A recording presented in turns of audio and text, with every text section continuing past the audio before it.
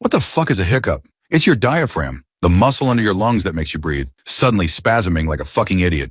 That spasm forces a rush of air up, your vocal cords slam shut, and have you making a stupid-ass fucking noise you can't control. Completely useless.